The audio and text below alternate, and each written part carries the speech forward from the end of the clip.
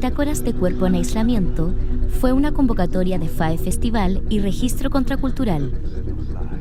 Abierta y en formato libre, invitó a reflexionar sobre los efectos somáticos del aislamiento en nuestras cuerpos durante la pandemia COVID-19 que aún nos afecta a nivel global. La convocatoria se extendió durante 27 semanas, desde el 27 de abril al 31 de octubre del 2020. Participaron personas de diversos territorios, entre ellos 10 ciudades de Chile y 10 diferentes países. Se crearon 122 bitácoras individuales y 22 bitácoras colectivas, sumando así más de 100 participantes desde diversas disciplinas e interdisciplinas. Texto, danza, ilustración, sonido, fotografía, alfarería, video, pintura, GIF, performance, entre otros. A continuación, presentaremos una breve selección de extractos de obras para este encuentro de bitácoras de FAE Festival 2020.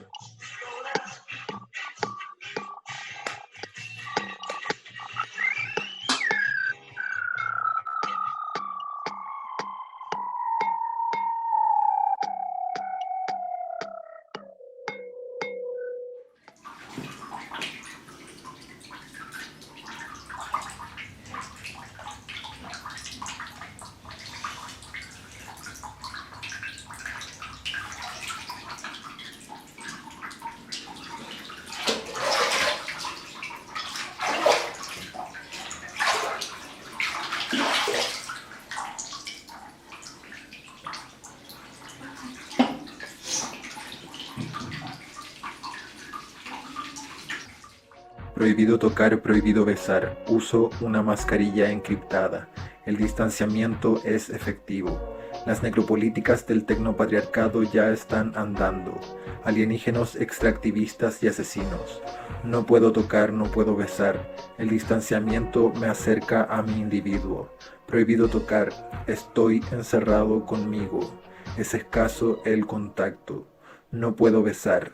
Usuarios recluidos en celdas domésticas. Prohibido tocar. ¿Cómo recobrar los tactos? Mark Zuckerberg me está viendo desde su baño.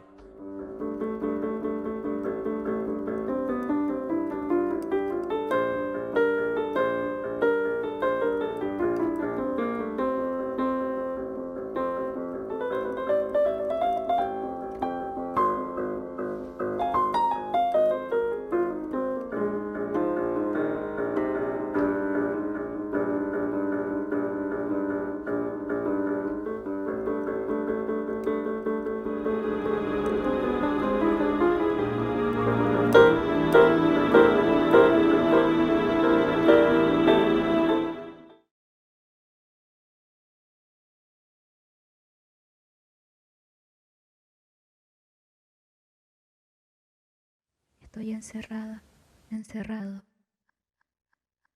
Hace 59 noches en la casa de la adolescencia. Hoy, a mis 24 años. En el MP3 marca Monster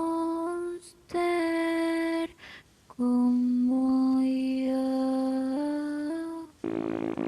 Déjame tirarte un escupo en la cara. ¿Querés bailar conmigo cuando todo esto acabe?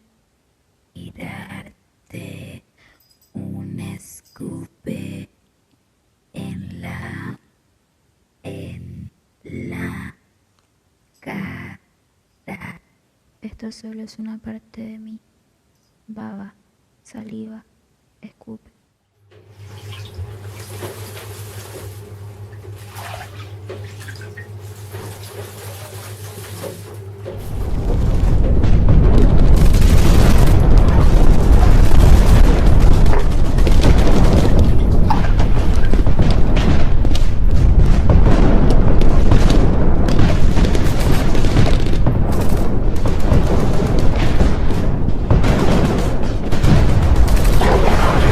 No me acuerdo qué día es hoy. No me acuerdo cómo se sentía abrazar al amor de mi vida. No me acuerdo cómo era mi voz antes de transicionar. No me acuerdo de la tranquilidad que me traía caminar en la noche. Esa noche después de regresar del carrete hacia la casa media bolacha. Ese silencio tranquilizante de que todos estaban durmiendo. Ahora ese silencio me perturba en medio de la noche porque sé que los milicos están rondando por la calle. No me acuerdo cuál fue la última película que fui a ver al cine. No me acuerdo cómo se siente encontrarme un amigo en la calle. No me acuerdo lo feliz que era estando solo. No me acuerdo del color exacto de tus ojos. No me acuerdo de cómo es la ciudad. No me acuerdo de mis amigos, el jardín, los sueños, de la humedad.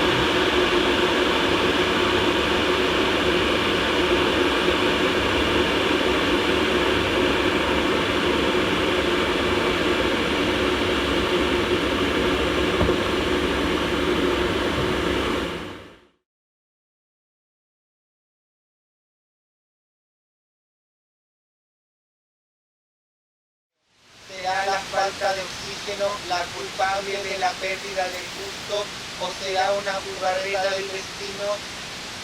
Es culpable de la pérdida del gusto, una jugarreta del destino y la falta de oxígeno. Matemos el fascismo con todas sus réplicas, desde la infinita conciencia que maneja nuestras voluntades, mecanizando la palabra. El 30 de marzo del año 2020, la Subsecretaría de Desarrollo Regional y Administrativo publica con orgullo en su página web que la Comuna de Santiago cuenta con 37 nuevas cámaras de televigilancia, lo que significa una inversión de 440 millones de pesos, buscando expandir la red de vigilancia hasta alcanzar su meta de 525 cámaras que cubran el 96% de la comuna. Suben las cifras del contagio y con ello el hambre.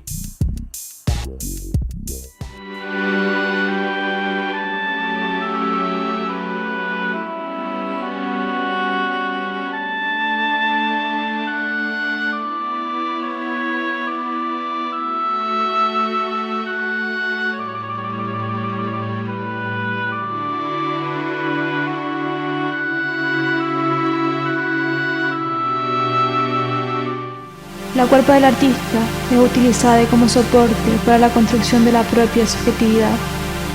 Se resignifica el no lugar, denominadas como nuevas dimensiones, que representan dentro del espacio-tiempo una ruptura, generando una metamorfosis, en búsqueda del desligamiento de imposiciones sociales que desde la infancia han planteado discordia para el crecimiento y la capacidad de comprender que uno puede construir su propia subjetividad como cuerpo única.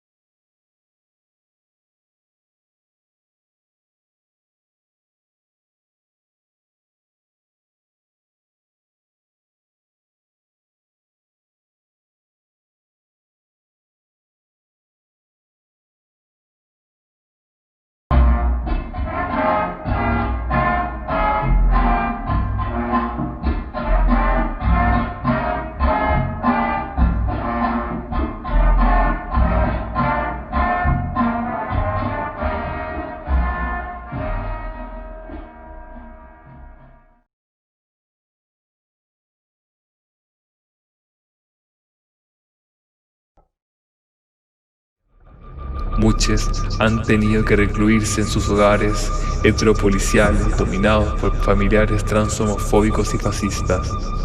Extrañamos la calle y su esquizo movilidad. Siempre ha sido y será el lugar errático en el que armamos nuestra manada. El toque de queda ha transformado nuestros cuerpos, trastocando los vínculos, los afectos e incluso nuestros sentidos.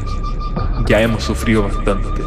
De hecho, desde que nos supimos y deseamos como seres penetrables, nos volvimos un desecho sociosanitario políticamente perseguible. Las policías heterofascistas de esta occidentalidad quieren ver nuestra sangre correr. Estructura erosionada por afluentes ancestrales. Gotas de memoria que completan, que colman, que rebosan y vuelven a llenar. Constante, vibrante, resonante, apaciguante, calmante.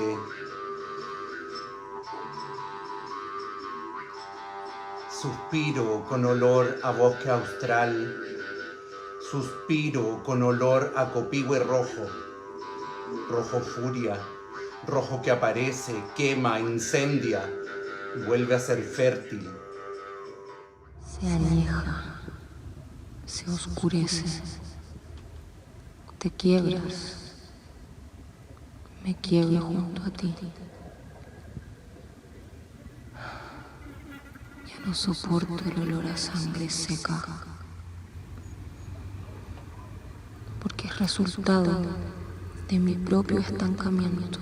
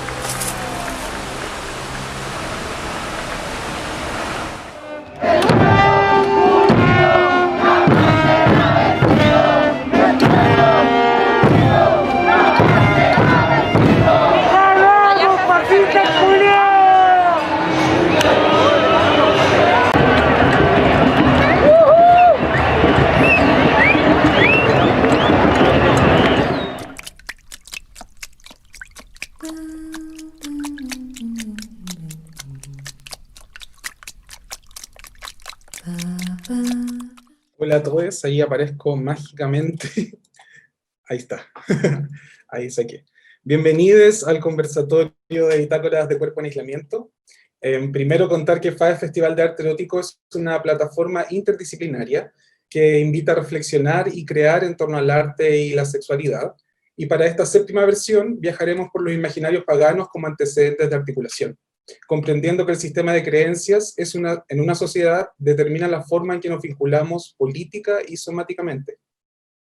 Justamente la vinculación ha sido uno de los grandes temas en este periodo pandémico a causa del COVID-19, el cómo no soltarnos si ya no nos podíamos tocar, cómo contenernos. En este conversatorio ahondaremos en la convocatoria Bitácoras de Cuerpo en Aislamiento, analizando cómo el encierro afecta somáticamente nuestras cuerpos y de qué manera seguimos resistiendo juntos. Me presento, yo soy Andrés Valenzuela, productor digital, videasta de oficio, gestor de la plataforma de registro contracultural y también miembro de la equipa de FAE Festival. Como ya ocupé estos 15 primeros minutos en la presentación, voy a brevemente hablar 5 minutitos más. Voy a comenzar hablando de lo que consistió un poco en la convocatoria. Luego va a venir una introducción teórica relacionada con la experiencia somática del aislamiento también por la filósofa María Inés La Greca, también por 20 minutos, y luego se abrirá la palabra a artistas que participaron en Bitácoras. Veo aquí presente a Luna Grandón, a Leo Fumanque, a Tabilo también, no sé si está Carlos del Carmen, pero nos van a contar de sus vivencias de pandemia también y de estar creando en el encierro. Y bueno, luego cualquier persona que quiera compartir su experiencia también lo puede hacer en una conversación abierta. Brevemente para comenzar, contarles que cuando pensamos en esta convocatoria, partimos discutiendo la famosa sopa de Wuhan, para buscar referentes. Por mi parte conversé con la de Marco Carrasco, que es parte de mi equipa de registro contracultural, que intentó darle una bajada que sería como la primera idea de convocatoria. Luego lo toma FAE, de FAE lo toma Macarena Gutiérrez, le hace una nueva bajada, pero la verdad es que nos dimos cuenta que quizás no era necesario tanto esfuerzo en aventurarse a querer explicar lo que estaba pasando o dar mucho pie forzado, sino que simplemente debíamos construir la convocatoria abierta para generar un archivo de sentires de pandemia y abrirnos a lo que las personas querían decir.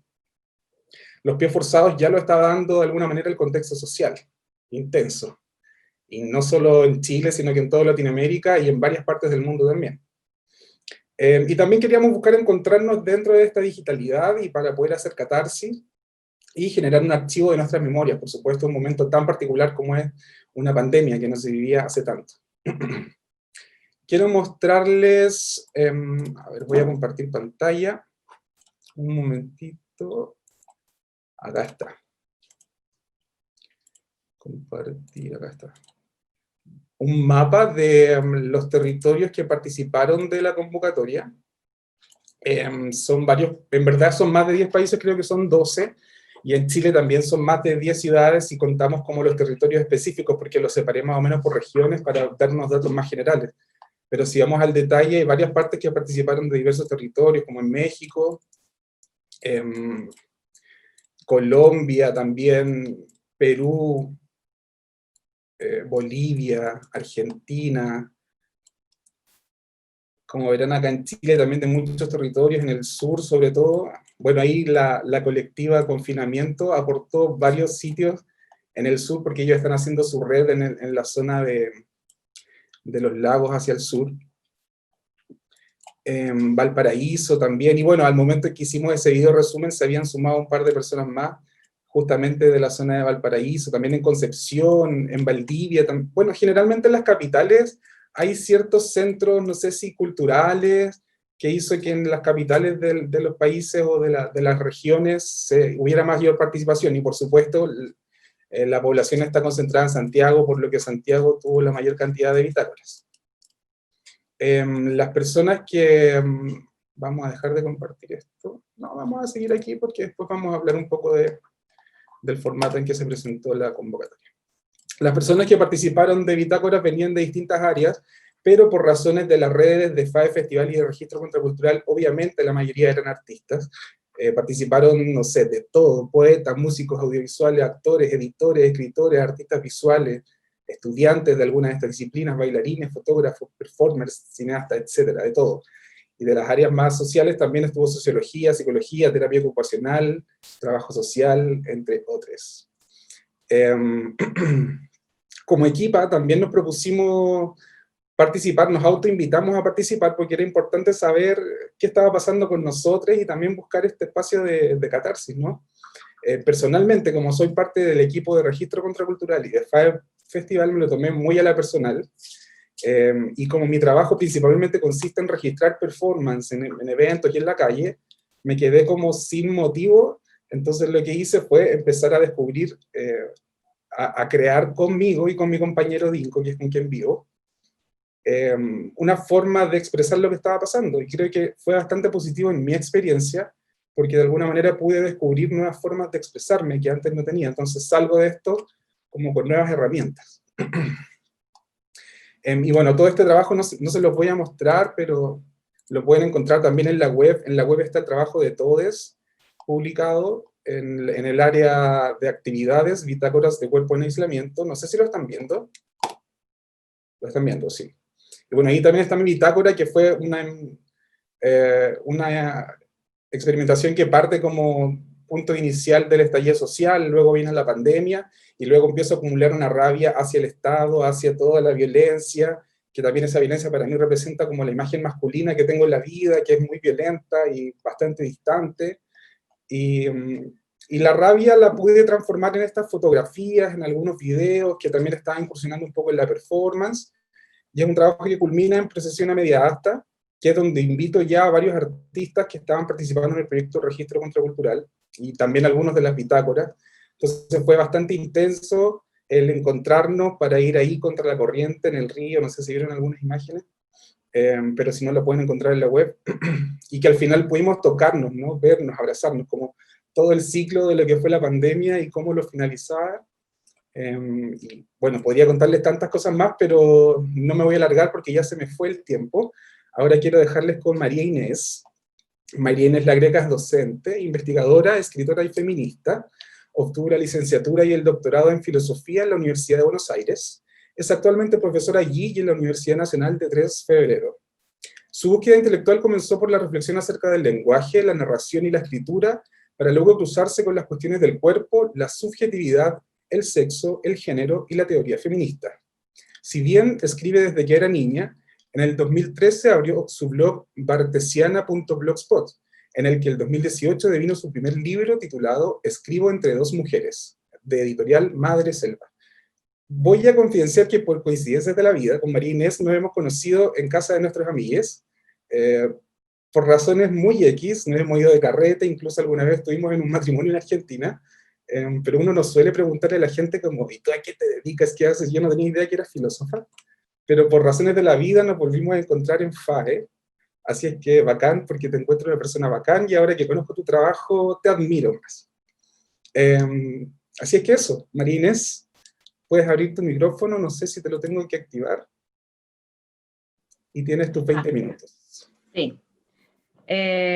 Bueno, en primer lugar, sí, hay como dos, me parece que parte de lo que vamos a estar hablando ahora es de todo lo que hemos perdido y al perderlo, revalorarlo en términos de nuestro contacto con los otros, con les otros, ¿no? Voy a intentar hablar con el lenguaje inclusivo. Y en ese sentido, sí, Andrés, esta cuestión media azarosa que primero carreteamos y después supimos a qué nos dedicábamos y teniendo amigues en común. También, bueno, el contacto con FAE para mí arranca a través de Beatriz Saltaña Carrasco, que le agradezco su interés por charlar conmigo. Tuvimos alguna vez una charla súper interesante, pero me parece más interesante señalar que con Bea nos conocimos antes tocándonos que hablando. No estoy por contar ningún secreto sexual, lamentablemente, sino que en un recreo festival de diciembre del año pasado hubo un momento de Nanay, y me tocó conocer las manos de Beatriz antes de conocerla a Beatriz, y me parece que eso también habla mucho de lo que vamos a estar hablando hoy. Quiero agradecerle a ella la invitación, el contacto. Me encanta lo que hace FAE, me encanta lo que hace Registro Contracultural. También agradecerle a Paolo de la equipa de FAE, que en algún momento me hizo una entrevista en Instagram, y a Joaquín Leal Luco, que también tuvimos alguna charla preparando esto. Y bueno, la invitación que me hicieron ustedes, que me entusiasmó mucho, porque la verdad, decías que me admirás, Andrés, y te agradezco, pero yo admiro también mucho lo que hacen ustedes como artistas, porque si bien la verdad que me surgieron un montón de ideas, de hecho hice como unas notas para no irme con el tiempo, y de hecho me voy a poner un cronómetro porque por ahí me entusiasmo y le doy demasiado tiempo a la charla, pero tendríamos que reconocer un poquito antes que nada que la filosofía no ha sido tan buena para pensar la corporalidad. Ha sido parte, como en muchas de las producciones de nuestra cultura occidental, entre ellas la filosofía, ha sido muy reacia a pensar el cuerpo. De hecho, en los primeros filósofos, de hecho, la invención misma del término filósofo por parte de Platón, Platón es claramente un filósofo que ha despreciado el cuerpo y la materialidad como lo bajo, como lo negativo, como aquello que es impuro y que es perecedero y que es contingente. Y de hecho, parte de esa influencia del desprecio por el cuerpo llega por Platón y los neoplatónicos al cristianismo. Entonces digo, hay algo donde la cultura occidental tiene como cultura, que además es un relato sobre una cierta cultura que homogeniza el pasado, tiene algo con el cuerpo que le cuesta mucho. Y me acordaba cuando pensaba en lo que quería conversar con ustedes hoy, que en el año 2015 vino a Argentina Judith Butler, que trabaja muchas cuestiones que tienen que ver con el cuerpo, voy a hacer alguna mención ahora, pero en un momento dijo, ella fue muy criticada desde ciertos lugares, tanto del activismo como de la reflexión teórica, como una especie de autora que eliminaba el cuerpo, como que el cuerpo no existía. Me parece que es una mala lectura, me parece que en realidad criticó una noción de cuerpo que era la naturalizada, y por eso la idea es que entonces si criticamos eso no hay más cuerpo. Pero resulta que dijo una frase que me parece que es una buena frase para entender el espíritu de esta reflexión que hacemos hoy. Ella decía que es probable que el cuerpo sea el nombre de nuestra humildad conceptual, en el sentido de que hay algo en lo que es la corporalidad donde vamos a encontrar siempre límites para ponerle un concepto, una clasificación, una teoría que sea definitiva o que explique todo, ¿no? Y en ese sentido, bueno, si vamos a pensar el cuerpo en aislamiento, que como hemos visto en este video muy interesante de las distintas bitácoras, ustedes han pensado desde la performance, desde la producción visual, desde el aislamiento, han pensado el cuerpo, pero por ahí no en esta discursividad que hoy le pienso sumar yo, son distintos enfoques, distintas formas de llegar. Yo pensaba, bueno, ¿qué es o cómo es el cuerpo y qué podemos pensar en general, o tomando algunas ideas, y qué podemos pensar de esta experiencia muy extrema que estamos teniendo de la corporalidad, que es esta amputación de nuestra experiencia sensorial y corporal que implica el aislamiento y la pandemia, ¿no? O sea, es casi como que nos cortaron un órgano, un brazo, y realmente es metáfora y no es metáfora, ¿no? Hay una amputación afectiva que ha sido muy tremenda. A mí me parece súper interesante que Andrés puedas contar lo que pudiste crecer o desarrollar, pero yo creo que hay muchos de los que estamos aquí, estamos bastante hechos mierda, ¿no? Como que hemos quedado más planchados y más, digamos, como deprimides que floreciendo, pero también puede ser que haya una combinación de las dos cosas que tiene que ver con resistir, ¿no? Cuando uno resiste frente a algo que oprime, ¿no? Si no hay opresión, no hay resistencia. Entonces digo, pensar por ahí también este doble juego de la amputación y de la expresión, que es lo que vimos en estos 15 minutos. Bueno, entonces pensaba el tema del cuerpo y les planteo unas preguntas que me parece que son las que atraviesan los que les voy a decir, como para que después abramos la discusión o la reflexión en común. Las preguntas serían las siguientes. Dentro de esta experiencia que vamos a pensar, ¿es el cuerpo lo que nos recorta, lo que nos distingue, lo que nos contiene, o es en realidad lo que nos expone, lo que nos abre, lo que nos conecta? ¿Es el cuerpo equivalente al individuo o a lo individual? ¿O es la prueba sensual de la primacía de lo colectivo y de lo político?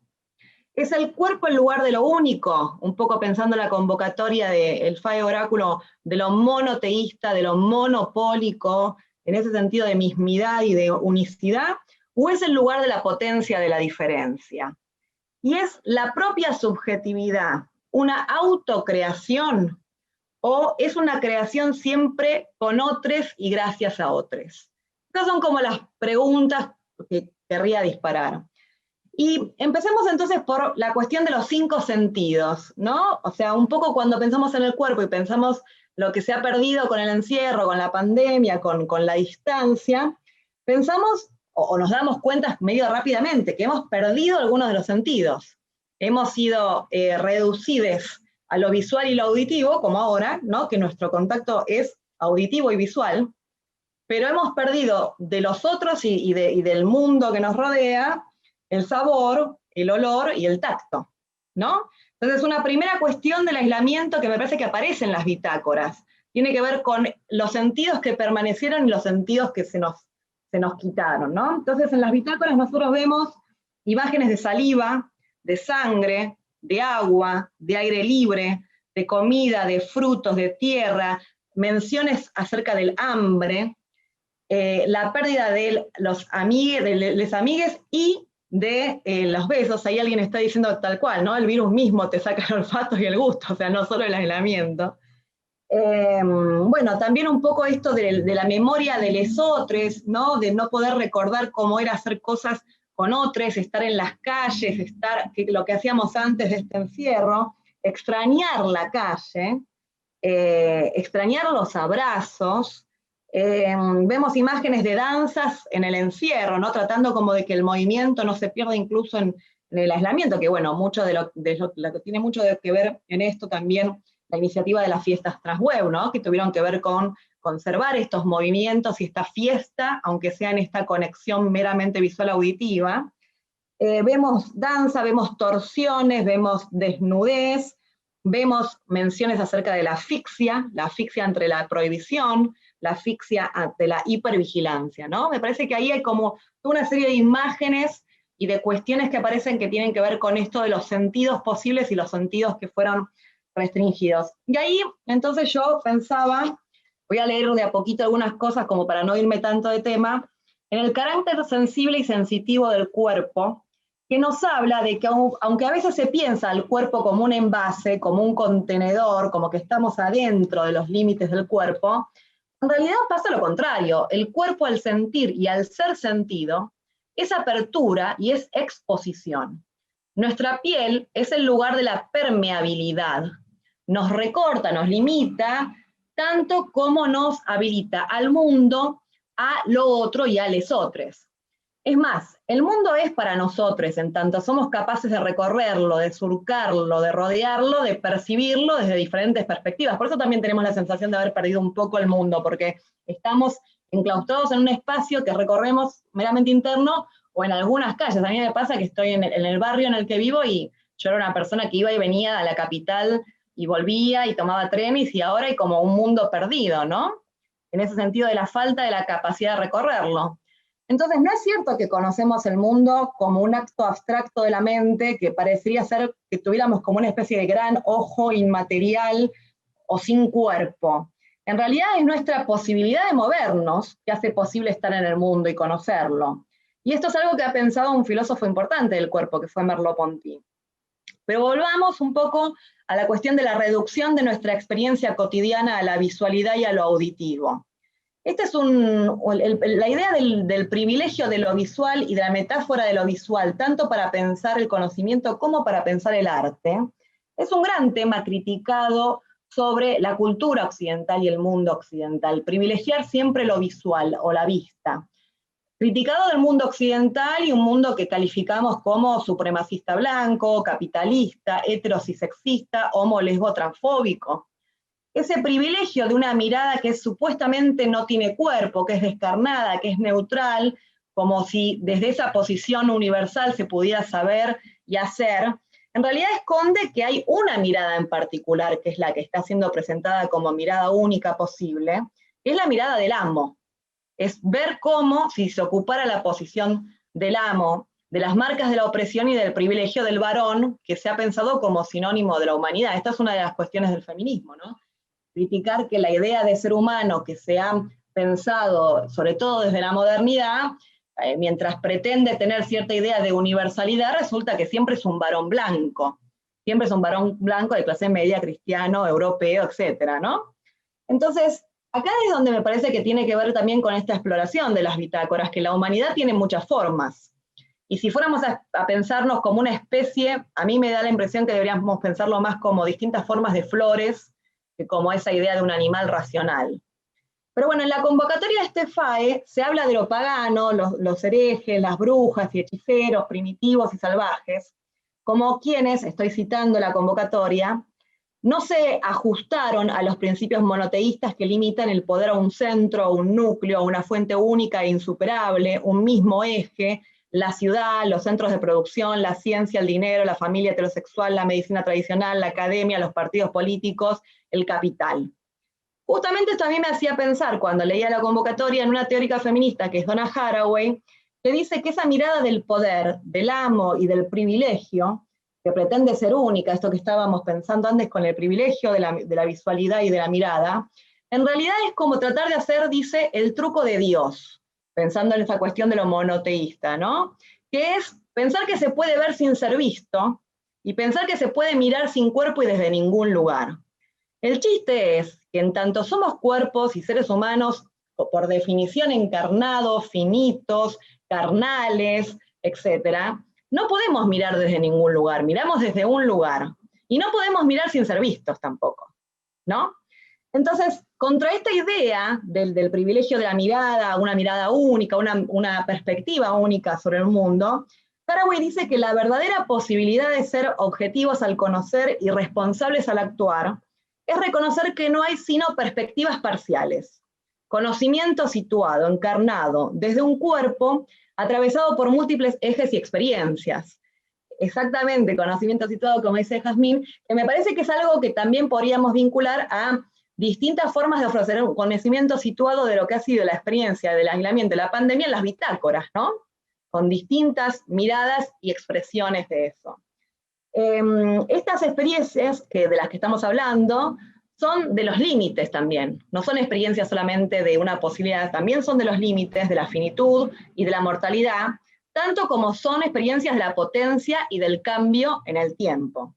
Y que se conoce uniéndose, dice Haraway, yo conozco uniéndome a otro, sin intentar ocupar o cooptar su posición, sino en diálogo, en interacción con esa posición. Y es en este diálogo con otros que podemos lograr una mirada múltiple, ética, hospitalaria, a la diferencia, a la diversidad de nuestra humanidad, que creo que es el eje de esta convocatoria, ¿no? Es esta diversidad, esta diferencia, la que hoy se destaca y se celebra en esta reflexión, en este FAE, frente a todo intento de monismo, de homogenización y de imposición de una forma única de lo humano. En las bitácoras también aparece la idea del cuerpo como construyendo su propia subjetividad. Hay una bitácora que específicamente plantea esto en relación con el artista, y esto claramente es un gesto de autonomía, un gesto político necesario, también revolucionario, pero es importante pensar que mi cuerpo no existe sin otros cuerpos que sostienen su existencia. No solo somos la materia genética, biológica de otros que nos dieron la vida, o sea, hay que recordar eso, ¿no? Nuestra propia materialidad vino de otros cuerpos. No salimos de la nada, sino de materia de otros cuerpos, ¿no? Sino que la posibilidad de llegar a ser un sujeto viable en el mundo, un yo, adquirir incluso una estructura psíquica, requirió y sigue requiriendo una red de sostén, de soporte de la vida. Una red que es humana y no humana, que es material y es afectiva, y es haber perdido esa red en el aislamiento lo que nos ha demostrado que incluso nuestra salud mental depende de ella.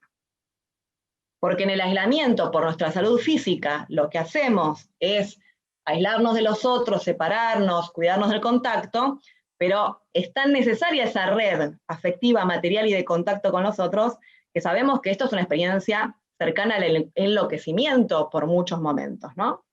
Muy bien, entonces, volviendo un poquito a Judith Butler, ella pensó en profundidad el tema del cuerpo en relación con el sexo, con el género, con el poder, pero particularmente en los últimos años se dedicó a pensar esta necesaria preexistencia, o sea que existen antes, de les otros que nos sostienen para que nuestra vida sea viable.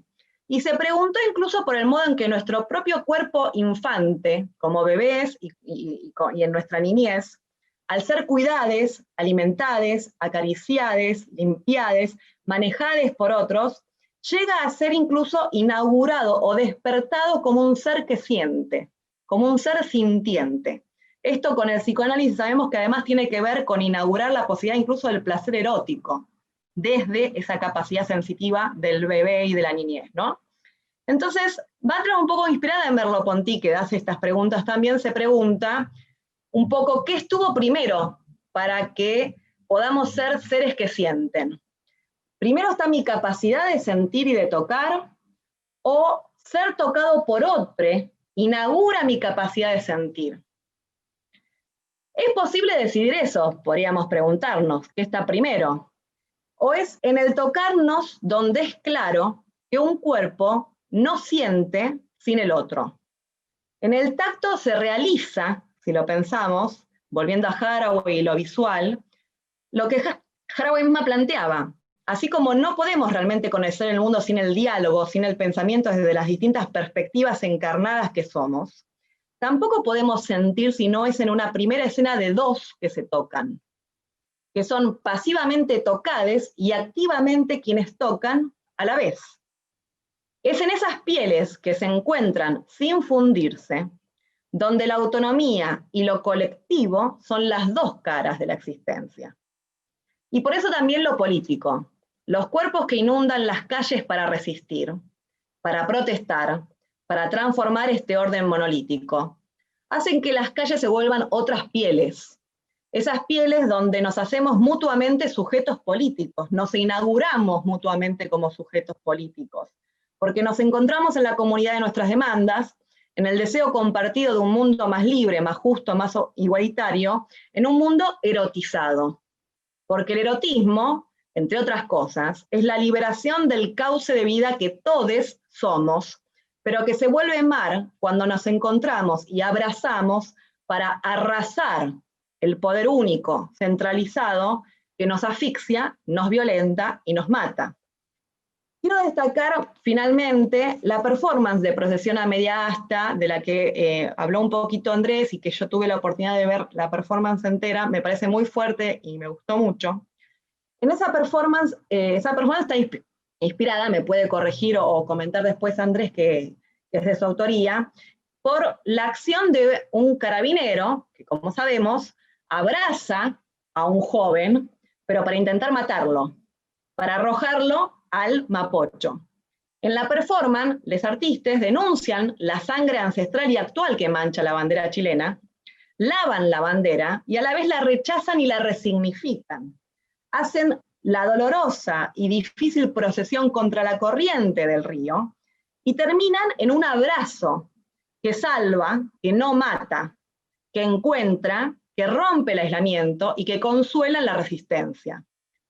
Cuidado entonces, diría yo para abrir la discusión, con identificar individuo y cuerpo. El cuerpo desmiente la individualidad como supervivencia de une sole o como origen aislado de toda verdad y de todo derecho. El cuerpo nos recuerda que antes de ser une, fuimos carne de otros. Entonces quisiera terminar, que me quedan 2 minutitos justo, compartiéndoles una línea de un texto que se llama El derecho a florecer y que tuve la suerte de escribir en enero mientras estaba en Santiago, un poco inspirada por las revueltas, por la calle, por todo lo que se ha visto, y también por las calles de Argentina en relación con el feminismo y los movimientos de disidencias sexuales en Argentina. Les leo unas líneas y termino con esto.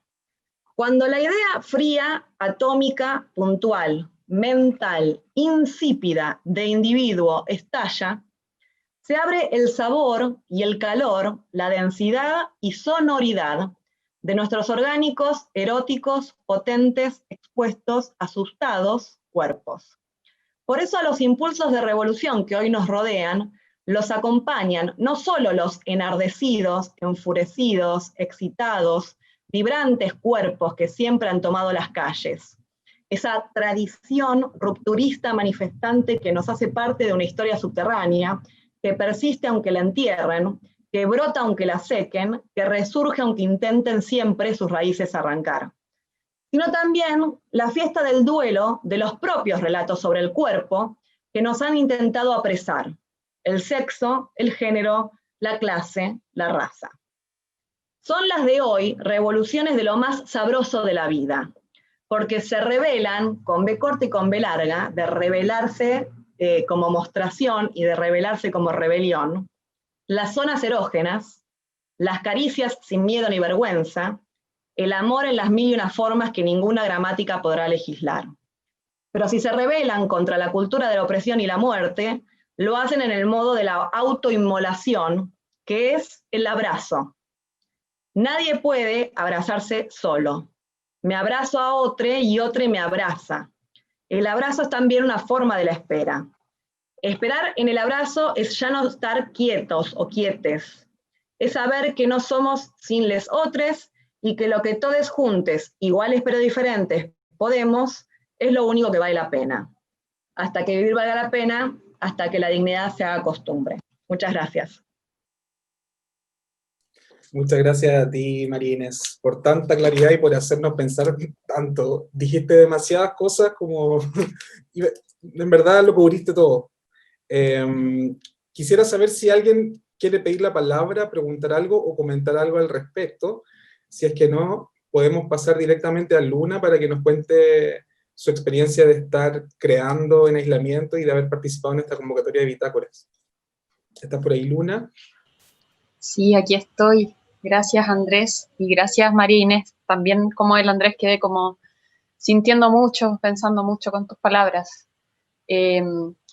Yo antes de encontrarme con la convocatoria, durante toda la revuelta estuve tomando hartas fotos.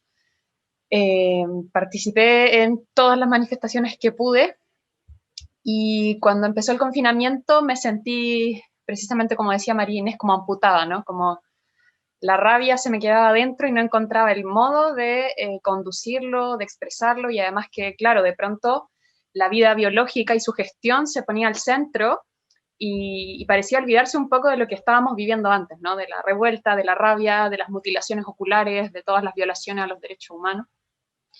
Y en ese sentido, yo siento que mi trabajo en las bitácoras tuvo como un proceso que fue desde un cuerpo más íntimo hacia un cuerpo colectivo. Partí en la primera bitácora con una cuestión súper íntima, tratando de hacer una crítica a la heterocisnorma, al capital, a la vigilancia, y precisamente a cómo podemos en esta era de la información nosotros tomar nuestras cámaras en nuestros espacios e interceptar esta red de datos de información con otros contenidos, con otros cuerpos, con otros deseos, y también a la par de sacar esta rabia de ver que se obligaba a confinar sin garantizar condiciones para poder confinarse, ¿no?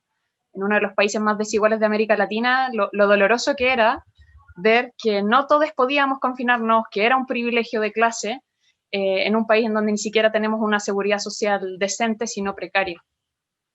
Y después de eso, ya en la segunda bitácora, quizás no sé si con menos rabia, pero quizás con más capacidad de moverse en la rabia, quise hacer una crítica más bien de género, a partir de una sátira a los roles de género. Yo soy madre, entonces creo que tengo un lugar súper situado también para hacer esa crítica desde que me convertí, digamos, en madre. Fue heavy como sentir muchos relatos, pesos y presiones y mandatos sobre mi género, sobre mi devenir madre, a los que he tratado de resistir estos 5 años, pero eso me ha conducido también a poder hacer una sátira de esto, de lo que se espera de nosotras, y en esa segunda bitácora, precisamente el movimiento y la danza, para mí fue como el cómo mostrar que el cuerpo siempre tiene un lugar en la liberación, ¿no? O sea, que la liberación siempre tiene un estrato de movimiento, de gesto, de danza, que toda la liberación y toda la revolución va por el cuerpo, ¿no? No somos precisamente una cuestión de ideas sin cuerpo. Y finalmente la última bitácora es donde fui a registrar la noche en que ganó el apruebo, el mismo 25 de octubre. Y he meditado harto en ese trabajo, siempre medito después, no tanto en el momento. Y las ideas que he visto después es como precisamente ver el sentido político de la vida, ¿no? Porque ese 25 éramos miles en la calle, no había distancia de 1 metro, no todos andábamos con mascarilla, y precisamente eso para mí fue la evidencia de que la vida no es solo la cuestión biológica, ¿no? De que no estamos vivos ni vivas solo por una cuestión de supervivencia, sino que la vida ha de ser otra cosa, ¿no? Que pareciera ser que hay un entramado político de la vida y de una existencia, ¿no? Pese a que en todo este periodo se ha hecho una gestión como más biológica del cuerpo, del no contagio, y yo creo que estas bitácoras nos han mostrado que no, que hay otra cosa en juego, que vivir no es solo no enfermarse, ni pasar el día y sobrevivir.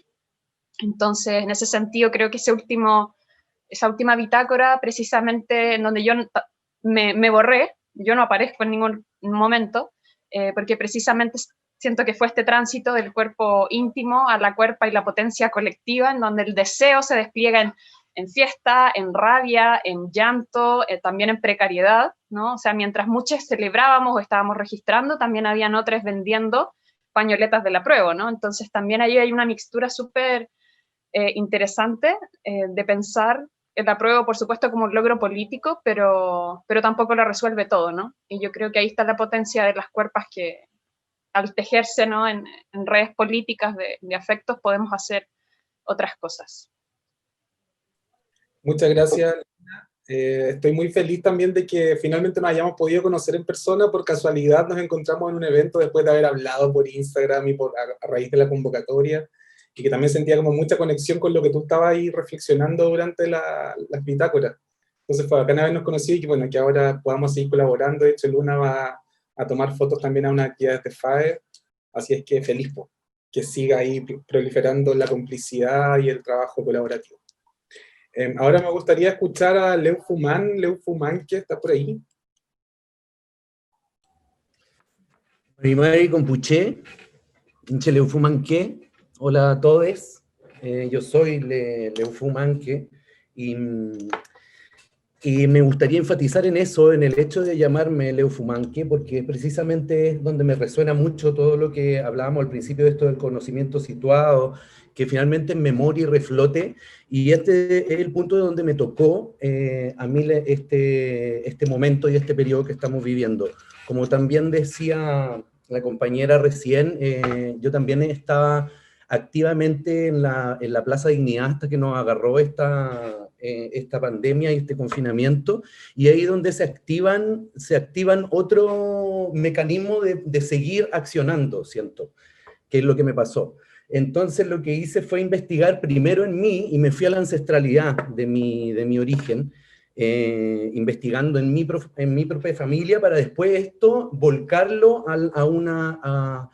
a un discurso político desde el mapuche, en esta sociedad que ya claramente la vemos, y la veía yo constantemente todos los viernes cuando nos juntábamos en la Plaza de la Dignidad, donde vemos lo poli, lo multi, lo pluri. Entonces yo también, cómo uno acciona y quién es dentro de esto pluri. Y yo decido seguir el llamado de esta ancestralidad y empiezo a investigar sobre eso. Y es ahí donde empiezo a conectar con la tierra, con los diferentes elementos, inclusive estando encerrado. ¿Cómo lograr eso dentro de mí, de estas 4 paredes? Uno cocina, uno tiene frutos en la mano, la tierra está en el balcón porque sí, conecté y armé un huerto y creció y floreció, y ver eso. Y ese día a día, yo que vivo solo además, ver ese día a día me empezó a conectar cada vez más con la tierra misma, con el mapu. Y eso fue lo que empecé a trabajar, y también lo importante, como hablamos, es como en este tejido en el cual estábamos acostumbrados a accionar, esta vez en el confinamiento buscar ese mismo tejido, y ese tejido se convirtió en un tejido virtual.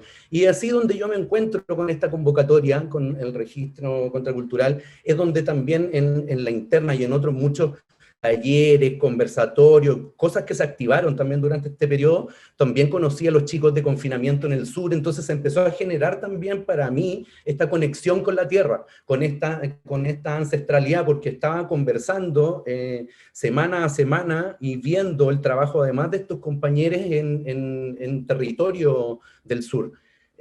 Yo también conectándome con el Gualmapu, totalmente desde la capital, desde Santiago.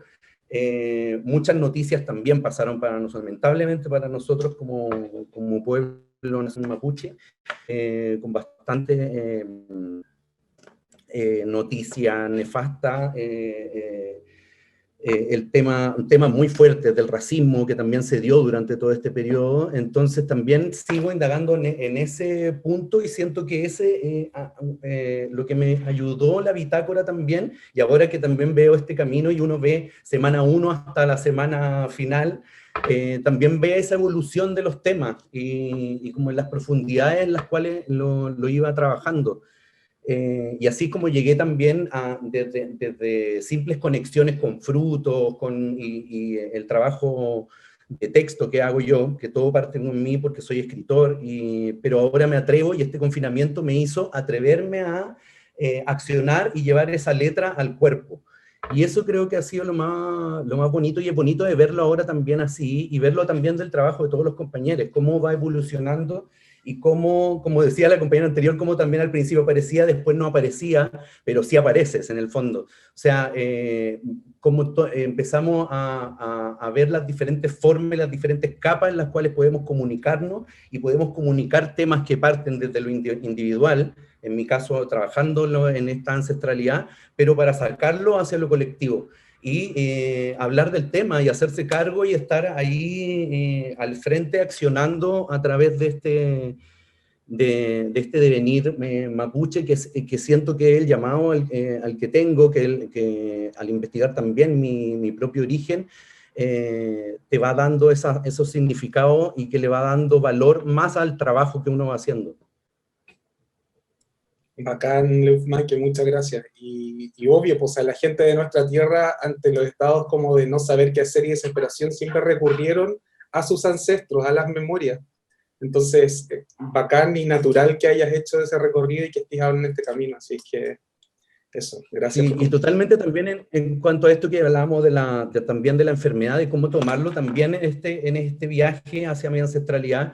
El tema de la enfermedad para el pueblo mapuche no es tal, o sea, es una pérdida de un equilibrio. Entonces ahí también eso me hace pulsionar a través de diferentes cosas, y no dejar de temerle a cosas, a todo lo que nos han dicho sobre todo esto, y accionar, y no dejar de que se pierda el entramado, que no dejar que se pierda el tejido social, y seguir haciéndolo en lo virtual, llevándolo obviamente ya en estos momentos a lo real también.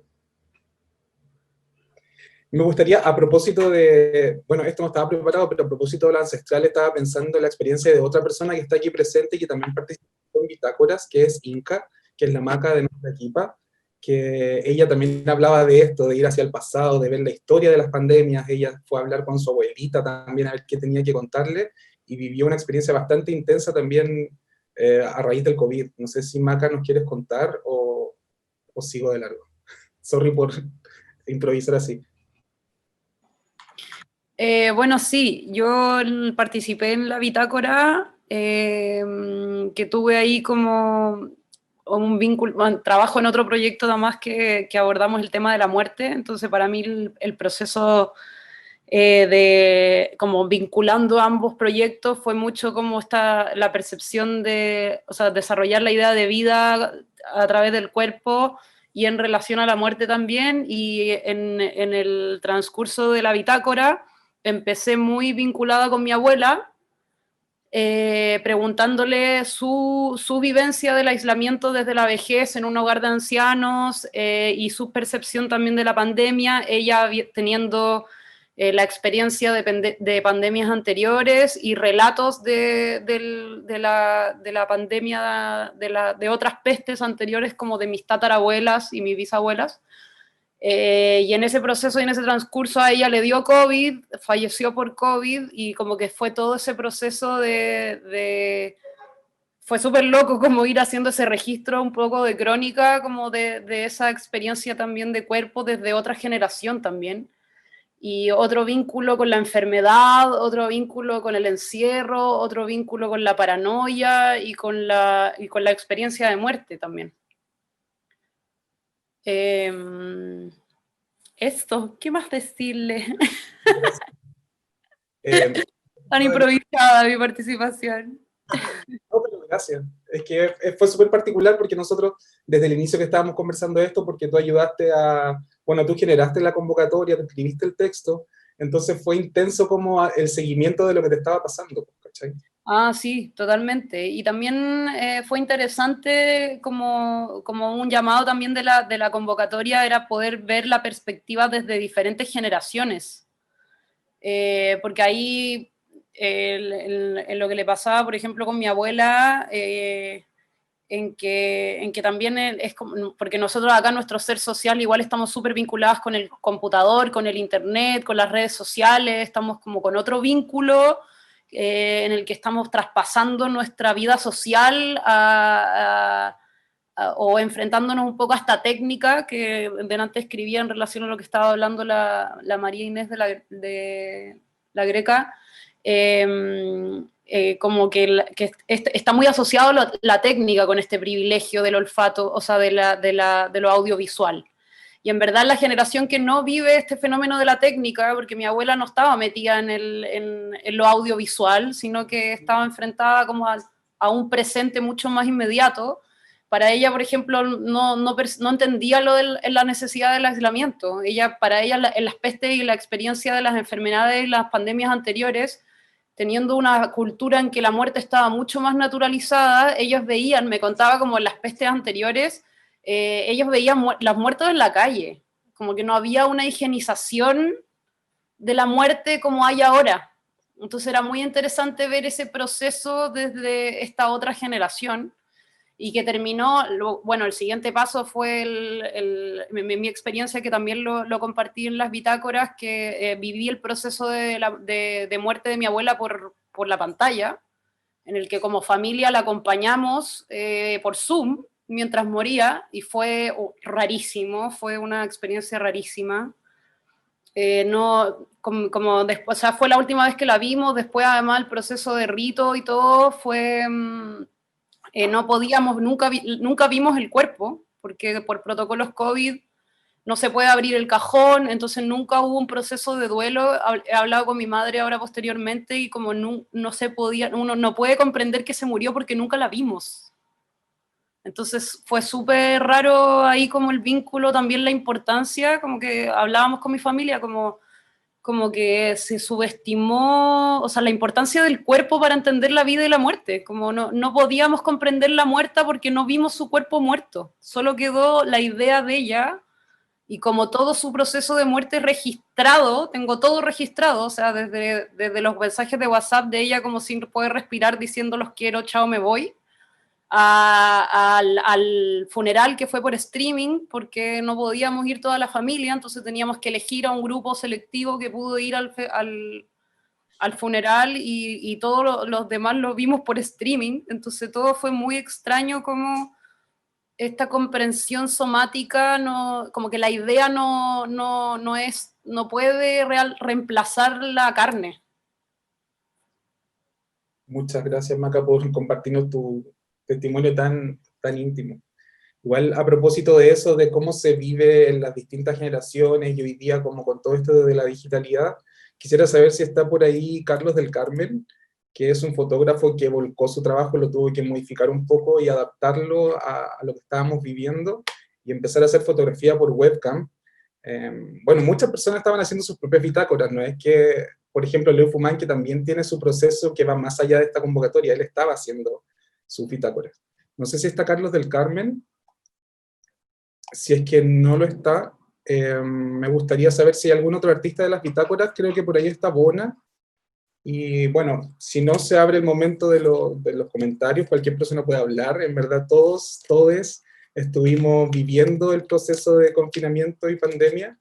Así es que si alguien quiere hacer un comentario lo puede hacer, y si no pasamos a las preguntas. Yo quería hacer un comentario que lo puse aquí, como en relación a lo que estaba diciendo, creo que lo comentó Luna, que lo escribí, que me quedó resonando hace poco, que leí un estudio que hicieron del cerebro tras el fenómeno del aislamiento, que es algo que me he preguntado harto, como siento como más biológicamente, como cómo hemos vivido el aislamiento también, y me llamó la atención porque develaron que una persona tras estar muy encerrada, cuando se enfrenta a un grupo social, se le activa la misma parte del cerebro a cuando una persona que ha pasado mucho tiempo sin comer se enfrenta a un plato de comida. Y la reflexión del estudio era como que lo social se volvió una necesidad vital. Y me pareció muy interesante y como que me lo preguntaba, que quería leer más después de que leí esto, como de si es que eso era como que el proceso social generó eso en nuestro cuerpo, o si es que siempre ha sido una necesidad biológica el sociabilizar. Que me quedo dando vuelta con respecto a lo que decía Luna y que también me he preguntado harto también en este proceso somático, en cómo nos afecta esto también a nivel corporal, casi que antropológico, si al final el cuerpo se va adaptando a las necesidades como especie. O sea, de hecho, como Homo sapiens nos fuimos evolucionando y nos diferenciamos de los otros Homo por la técnica casi, o por nuestras necesidades como cotidianas. Entonces es algo que me llamó la atención y que se relacionaba un poco con Luna, que si bien Luna lo planteaba como una crítica a esta cultura biologicista, yo creo que también es interesante cómo es imposible separarlo. Creo que ahí más lo crítico va a cuando un argumento o una lógica se vuelve imperante y dominante, pero cuando se ve como en el sistema complejo de que en verdad todos nos estamos afectando todo el rato y todas las áreas se están afectando también, entonces empieza a pasar esto de que, por ejemplo, puede ser que ahora el cerebro se vio ante un contexto que no se había visto antes, entonces empieza a activar otras partes del cerebro. Yo te aseguro que tras todas las horas de computador que llevamos, mi iris, mi pupila está distinta. Sí, básicamente, detrás las 12 horas de computador de teletrabajo que llevo el día, tengo un cerebro más musculoso que el resto de mi cuerpo. Eso, comentarios para conversar. ¿Cuán transhumanas somos? ¿Alguien quiere tomar la palabra? Hola. Hola Daniel, ¿cómo estás? Bien, ¿y tú? Hola a todos. Quiero comentar un poco sobre mi participación en Bitácoras de Cuerpo en Aislamiento. Todo surgió un poco como... Esto fue un trabajo súper personal, como que fue como para mí, todo fue para mí. Como que yo vi la publicación, ya había trabajo en Performance con los chicos de FAE, entonces como que venía muy de la mano la publicación, o sea, me iba a llegar igual de alguna forma. Y me llegó mucho porque lo primero que pasó en pandemia con respecto a mí fue como ese enfrentarme a mí mismo con mi cuerpo. Entonces, no vi todo, me di cuenta, tengo 30 años, 31 años, y me di cuenta que ignoré durante toda mi vida como mis complejos, o sea, estaba muy consciente de ellos, pero como que ahora tenía la necesidad de expresarlo a mí mismo, para verme a mí mismo, y como para perdonar ese cuerpo, porque habitar un cuerpo así todo el tiempo se enferma, te pone inseguro, hay muchas situaciones que se vuelven más complejas que tú con tus propios complejos. Entonces, todo surgió, intenté hacer material al comienzo, pero no me gustaba, típico que uno se tira para abajo, cree que no es original y así eternamente. Pero en un rato se trataba como de confiar en tus propias capacidades, y esa seguridad, después de intentar hacer varias cosas, surgió con trabajar con Carlos del Carmen, que no está en este momento, que él subió una convocatoria y yo al tiro le hablé porque tenía esa necesidad como física de moverme, de mostrar mi cuerpo honesto, y con él como que vi un potencial, y desde ahí surgieron estos 4 videos que envié a Bitácoras, que me encantan y me hace sentir súper orgulloso, y no me pasa seguido, y donde traté como de, claro, hasta dónde llegaba mi honestidad, porque según yo era súper honesto con mi cuerpo y todo, pero de repente igual me di cuenta que toda esta exposición igual me ocultaba dentro de eso, embellecer mi cuerpo, sentirme un ser muy sexual también. Tengo una visión muy distorsionada sobre mi propio cuerpo, entonces lo intenté reflejar con los medios que tenía, que es mi computador, con el photobooth, con la típica, esta sección donde uno se deforma la cara, y descubrí que lo podía hacer con mi propio cuerpo, y de una forma muy casera, porque yo me estoy grabando, entonces voy viendo las posiciones en el mismo momento.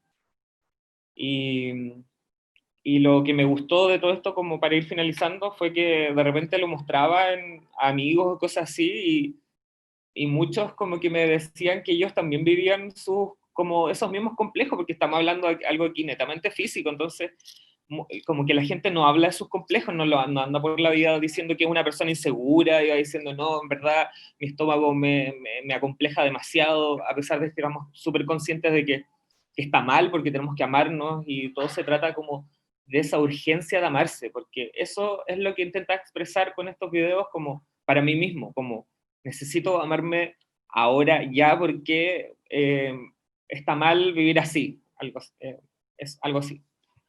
Bueno, eso, y quiero agradecer a Andrés y a Fae y a toda la gente que está acá, porque creo que es una instancia muy linda y de exploración, y sobre todo en pandemia, que nos hizo darnos cuenta a todos que estamos, o sea, nos hizo enfrentarnos a nosotros mismos.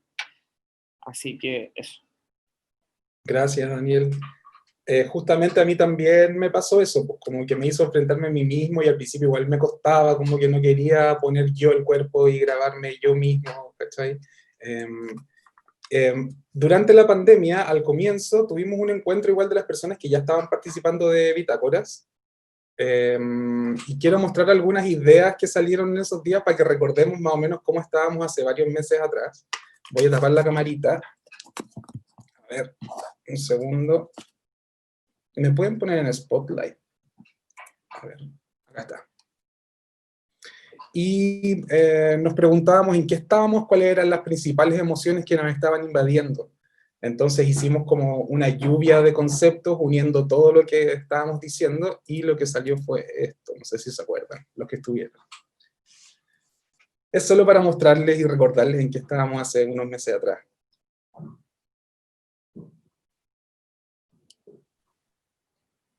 ¿Y ahora qué? Ansiedad.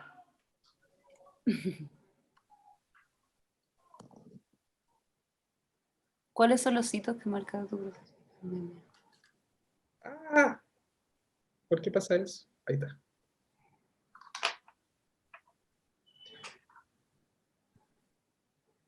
Bueno, eso. Igual es heavy ver como toda esa carga intensa de emociones, y principalmente negativas, estábamos en ese tiempo, y que ahora ya igual estamos un poco avanzando. Como yo decía, claro, la Marínez decía que bacán que sacaste nuevas herramientas, porque algunos estamos pasando como el orto, pero sí, o sea, yo por tratar de rescatar algo quise decir eso, pero la verdad es que ha sido súper difícil. O sea, he sacado nuevas herramientas, pero cuando mi cabeza quiere, ¿cachai? No es algo que pueda controlar al 100%, a veces la creatividad vuela, y a veces pasan 2 semanas en que no puedo hacer nada más que sentarme en el computador y ver, o estar escuchando las noticias, o bueno, eso es lo peor, en verdad. Y al último mes al menos dejé de ver las noticias porque me mal viajan. Porque además este tiempo de encontrarme conmigo mismo, y de empezar a experimentar con la performance, y de experimentar con la rabia que estaba sintiendo, también me agudizó un poco el sentido social, como de estar alerta a lo que está pasando, al acontecer político. Entonces lo he pasado bastante mal con eso algunos días, ¿cachai? No sé si alguien quiere abrir preguntas.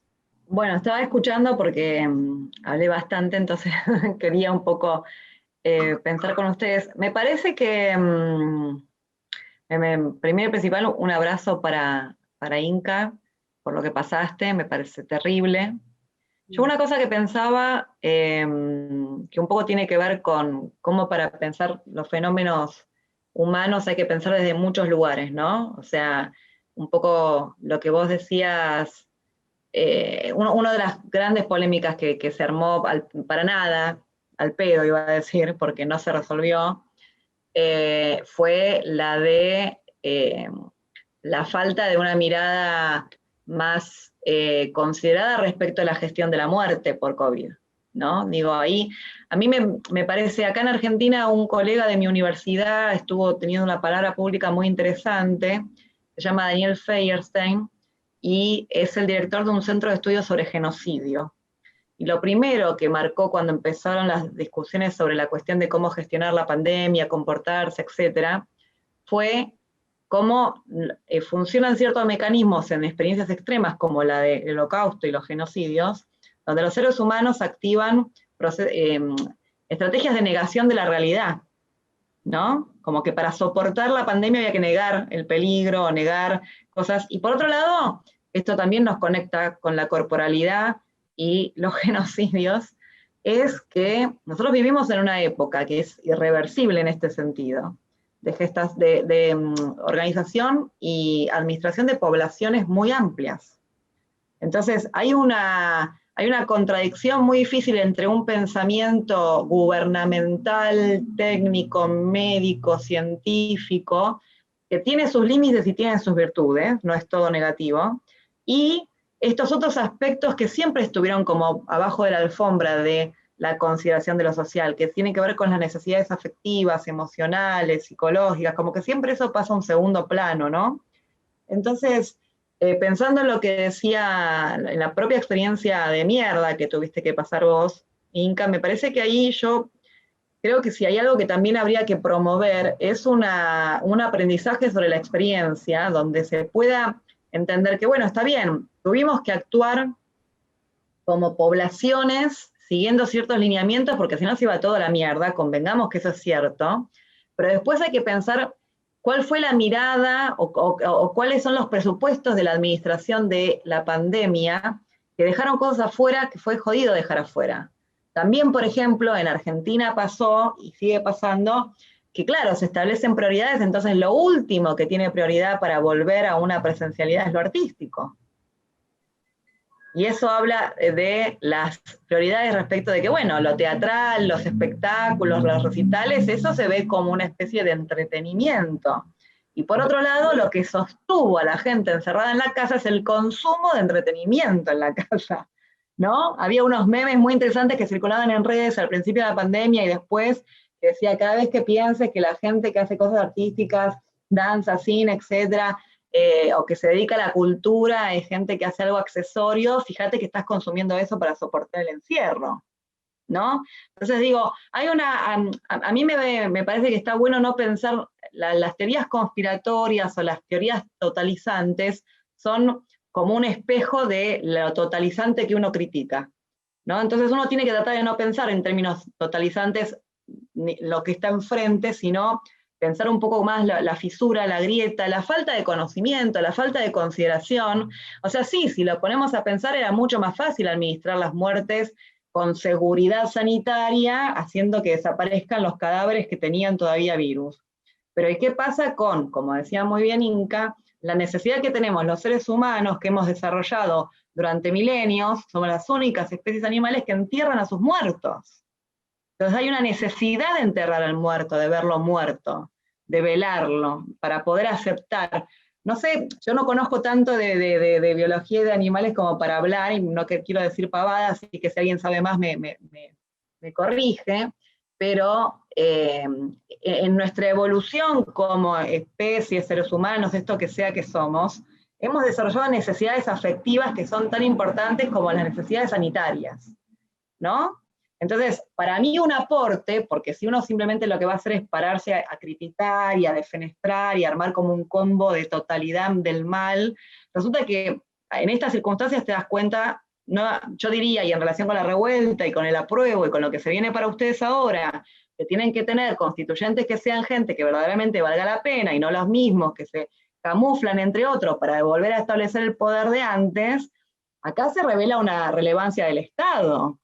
El Estado ya no lo podemos pensar como algo de los que nos tenemos que deshacer, porque resulta que viene una pandemia y el Estado resuelve cosas, para bien y para mal, gestiona la vida. Digo, la gestión de la vida es un problema tanto creativo como opresivo, ¿no? Entonces, gestionar la vida de maneras más humanas, más hospitalarias, más abiertas a las necesidades más profundas de la humanidad en términos de los afectos, y no solamente de sanitario, no sanitario, ¿no? O estos mecanismos donde los sujetos parece que son cuerpos que se ponen en un lugar y entonces ya están a salvo, resulta que la gente está enloqueciendo. No sé si escuché que en Japón hay una tasa de suicidio más alta que de muerte por COVID recientemente. Entonces digo, acá hay algo para hacer un aporte que me parece que a veces, y cierro con esto, pues ya me voy a la mierda de nuevo porque me entusiasmo, me parece que desde las humanidades y desde el arte, que somos las áreas vilipendiadas, siempre somos como lo accesorio, lo que hay que darle menos recursos, donde está la gente de izquierda, ¿no? Como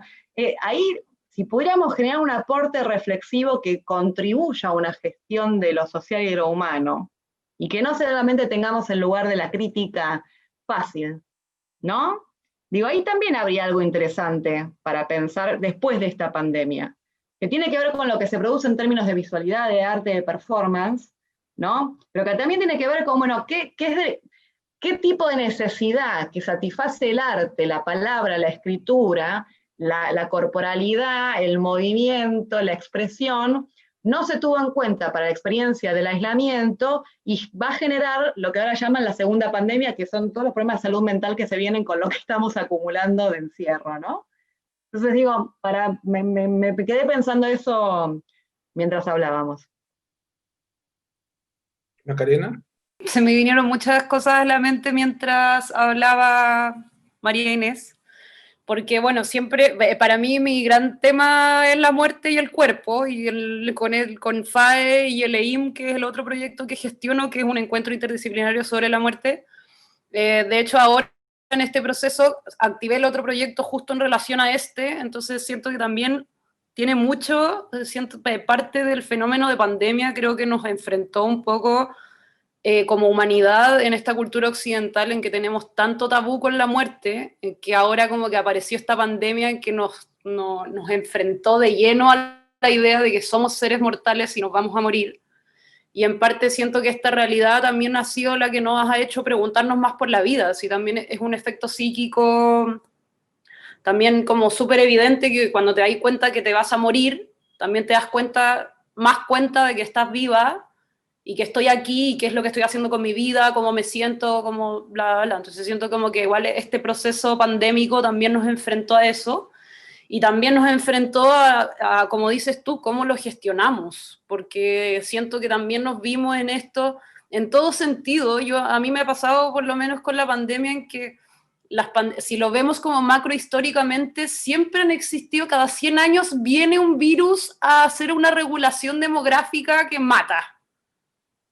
También es una realidad macrohistórica que sucede, y que es un poco, eso es algo que yo hablaba con mi abuela, que a ella le sorprendía esta como resistencia a morir que teníamos como sociedad, ¿cachai? Como que ella, su recuerdo anterior no era como esta paranoia, como que los medios de comunicación y la política y todo era como nos vamos a morir y como aterrarnos por la idea de muerte, cuando en verdad quizás la gestión debiese haber sido un proceso más de aceptación y o sea, siempre el problema político es quién muere, pero no como el hecho de que nos estamos muriendo, que eso es una realidad, es un hecho y que tiene que pasar cada cierto año, y mi lado exterminista, en que creo que ojalá llegue un meteorito y nos destruya rápido, porque encuentro que como especie somos lo peor, pero esa es otra discusión.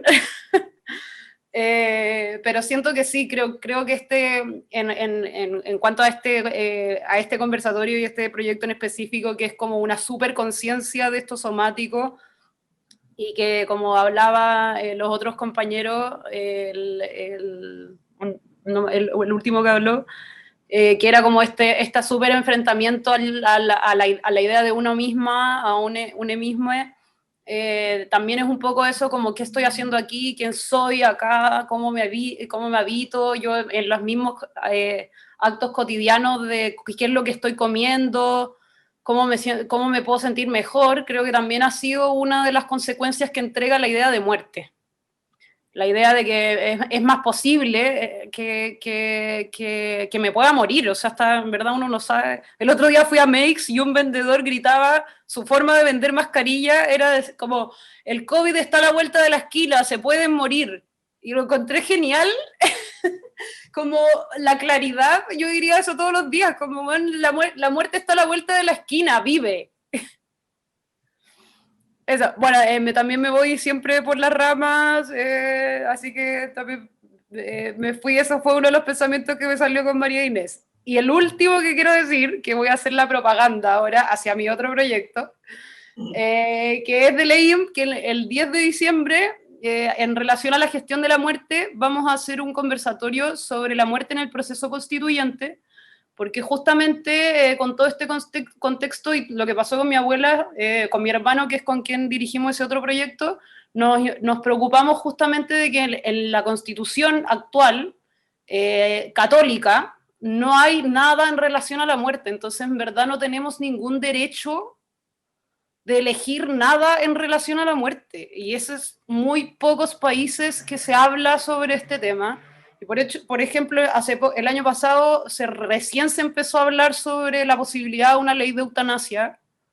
La posibilidad del suicidio asistido está demasiado lejos, pero las posibilidades de elegir si es que quiero morir, que para mí es un derecho fundamental, no, están recién discutiéndose, y que ahora lo vamos a abrir a discusión en este conversatorio, que están súper invitadas.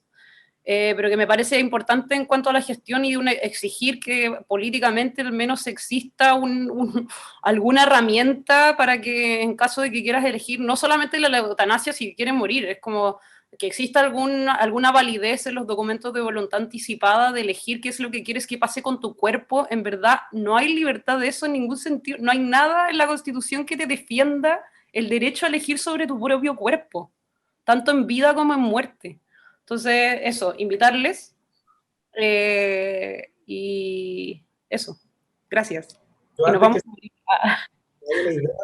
quería volver a ser salamero, pero agradecer a María Inés, porque justamente cuando estábamos como equipa conversando sobre esta instancia de convocatoria, María Inés también estaba cerca del proyecto, y fue cuando nos enviaste ese texto de la revolución carnal anarquista. Y la verdad es que eso me motivó mucho, me dio mucha esperanza, y como que de alguna manera estaba esperando a que llegara el momento del desconfinamiento y de alguna manera vivir eso que tú ahí estabas relatando. Y creo que de alguna manera nos hemos esforzado porque así sea, porque sea una revolución, por tomarnos la calle antes de tiempo, por supuesto que siempre protegida, y como dice por ahí, después haciéndonos los lesos como que somos unos muy buenos ciudadanos, pero en secreto, bueno, hicimos la transweb para encontrar... Así que gracias por ser tanta inspiración, María Inés. Ahora sí, que nos queda poco tiempo, así es que me gustaría que cada uno de quienes participaron diera unas palabras de cierre antes de yo hacer el cierre y la introducción al siguiente bloque, que es un visionado de video performance. Hoy día tenemos 3 video performance. Así es que algunas últimas palabras. ¿Alguien quiere comenzar? Andrés, yo digo una sola cosita y más no, porque me dieron un montón de lugar de palabra y no quiero ya ocupar más. Agradezco el espacio, agradezco el intercambio que estamos generando y que espero participar y seguir en contacto, porque me encanta todo lo que hacen, pero un solo comentario en relación con Inga, como para también generar un poquito como de discusión, o dejarlo planteado como pregunta, ¿no? Yo entiendo la afirmación, no me acuerdo cómo fue que te autodefiniste en relación a esperar que venga un meteorito, y entiendo el sustento emocional y racional de decir que como especie somos lo peor. Pero disiento, no creo que seamos la mejor especie tampoco. Hay volviendo a Donna Haraway, que escribió un libro que les recomiendo, aunque bueno, quizás también por ahí es demasiado vuelo filosófico para algunas cosas, pero que es Staying with the Trouble, permanecer con el problema, es uno de sus últimos libros, habla de el excepcionalismo humano como un problema, creernos que somos excepcionales los seres humanos, ¿no? Y entonces ahí haber perdido la relación vital con lo no humano y con la naturaleza, ¿no? Al haber explotado tanto animales, naturaleza, etc. Entiendo por qué somos muy criticables como especie, y como seres de este mundo, pero yo creo que detrás de las humanidades, del arte, también hay una esperanza de que podemos ser mejores, o que podemos colectivamente generar otras cosas, ¿no? Digo, lo dejo como pregunta, digo, igual podés tener, me parece que la discusión de la muerte que abrís tiene muchas aristas, es muy interesante. Autonomía de la muerte y también tiene que ver con la autonomía del cuerpo, y de nuevo la cuestión del aborto con la que empezábamos hablando, que en Argentina estamos tratando de que salga, pero digo, yo no sé si soy ingenua o medio boluda o medio existencialista además, pero yo creo que uno se dedica al arte, al pensamiento, porque cree que hay potencia. La potencia es también de mejores horizontes y de mayor igualdad, ¿no? Pero bueno, lo dejo ahí como para armar un poquito de ruido. Pero bueno, muchas gracias por todo. Ahora prefiero escuchar a les demás. Pueden abrir sus micrófonos quien quiera decir unas últimas palabras. Me encantaría discutir esto eternamente, Greca.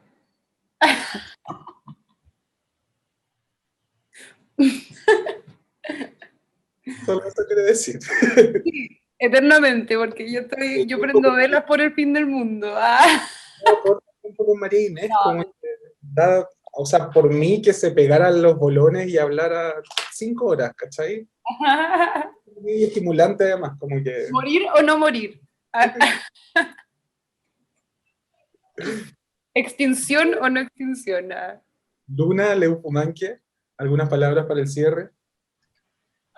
Yo les quería dar las gracias a ustedes por esta tremenda convocatoria, muy preciosa, muy potente.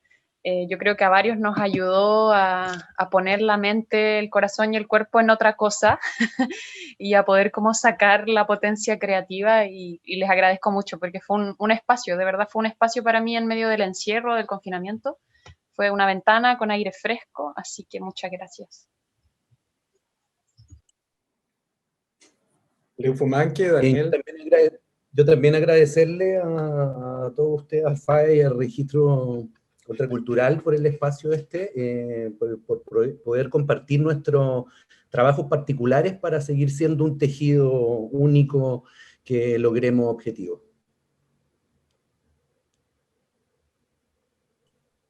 Daniel, ¿quieres decir algo? Muchas gracias, Leupumanque.